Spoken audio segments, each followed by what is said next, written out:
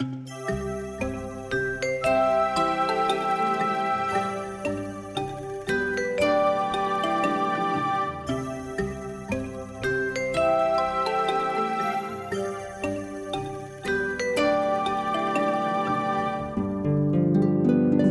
to the marvelous land of Oz.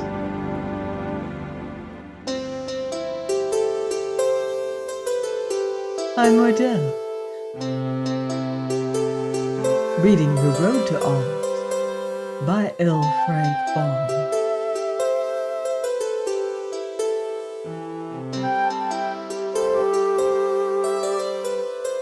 Chapter 18.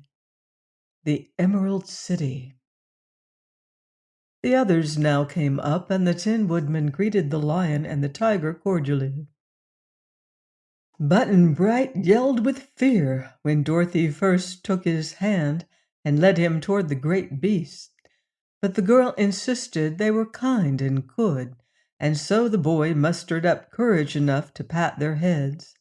After they had spoken to him gently, and he had looked into their intelligent eyes, his fear vanished entirely, and he was so delighted with the animals that he wanted to keep close to them and stroke their soft fur every minute. As for the Shaggy Man, he might have been afraid if he had met the beasts alone or in any other country, but so many were the marvels in the land of Oz that he was no longer easily surprised, and Dorothy's friendship for the Lion and Tiger was enough to assure him they were safe companions. Toto barked at the Cowardly Lion in joyous greeting, for he knew the beast of old and loved him, and it was funny to see how gently the lion raised his huge paw to pat Toto's head. The little dog smelled of the tiger's nose, and the tiger politely shook paws with him, so they were quite likely to become firm friends. Tik-Tok and Billina knew the beasts well, so merely bade them good day and asked after their healths and inquired about Princess Ozma. Now it was seen that the Cowardly Lion and the Hungry Tiger were drawing behind them a splendid golden chariot, to which they were harnessed by golden cords. The body of the chariot was decorated on the outside with designs and clusters of sparkling emeralds, while inside it was lined with a green and gold satin, and the cushions of the seats were of green plush embroidered in gold with a crown, underneath which was a monogram. "Why, it's Ozma's own royal chariot!" exclaimed Dorothy. "Yes," said the Cowardly Lion. "Ozma sent us to meet you here, for she feared you would be weary with your long walk, and she wished you to enter the city in a style becoming your exalted rank." "What?" cried Polly, looking at Dorothy curiously. "Do you belong to the nobility?" "Just in Oz, I do," said the child, "'cause Ozma made me a princess, you know, but when I'm home in Kansas, I'm only a country girl and have to help with the churning and wipe the dishes while Aunt Em washes 'em. Do you have to help wash dishes on the Rainbow, Polly?" "No, dear," answered Polychrome, smiling. "Well, I don't have to work any in Oz either," said Dorothy.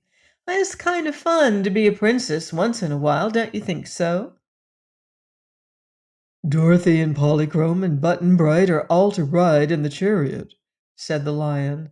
"So get in, my dears, and be careful not to mar the gold or put your dusty feet on the embroidery." Button Bright was delighted to ride behind such a superb team, and he told Dorothy it made him feel like an actor in a circus. As the strides of the animals brought them nearer to the Emerald City, everyone bowed respectfully to the children, as well as to the Tin Woodman, Tik-Tok, and the Shaggy Man, who were following behind. The Yellow Hen had perched upon the back of the chariot, where she could tell Dorothy more about her wonderful chickens as they rode. And so the grand chariot came finally to the high wall surrounding the city and paused before the magnificent jewel-studded gates. They were opened by a cheerful-looking little man who wore green spectacles over his eyes. Dorothy introduced him to her friends as the guardian of the gates, and they noticed a big bunch of keys suspended on the golden chain that hung about his neck.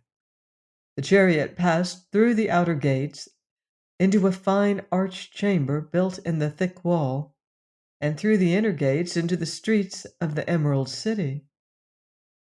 Polychrome exclaimed in rapture at the wondrous beauty that met her eyes on every side as they rode through this stately and imposing city, the equal of which has never been discovered, even in fairyland.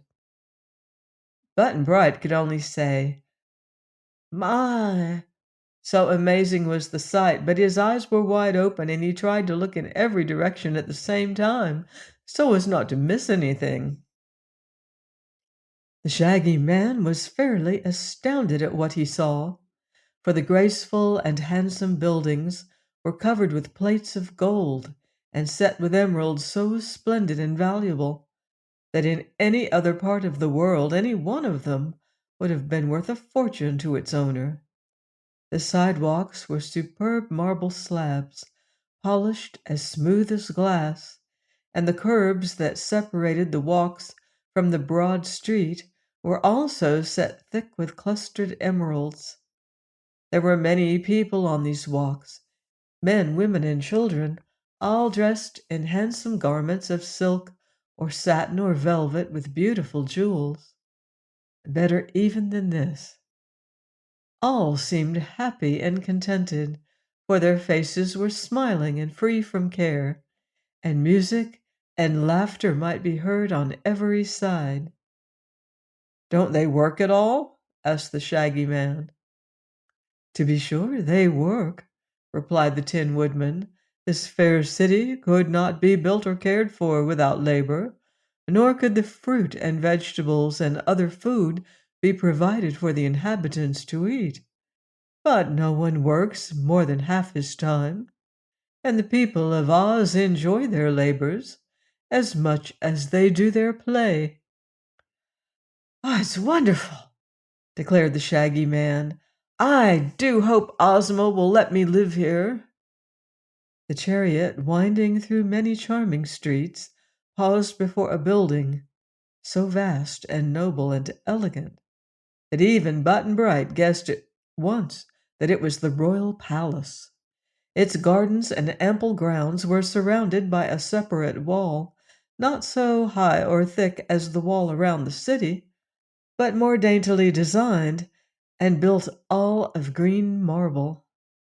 The gates flew open as the chariot appeared before them, and the Cowardly Lion and Hungry Tiger trotted up a jeweled driveway to the front door of the palace and stopped short.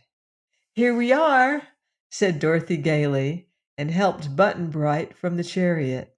Polychrome leaped out lightly after them, and they were greeted by a crowd of gorgeously dressed servants who bowed low as the visitors mounted the marble steps.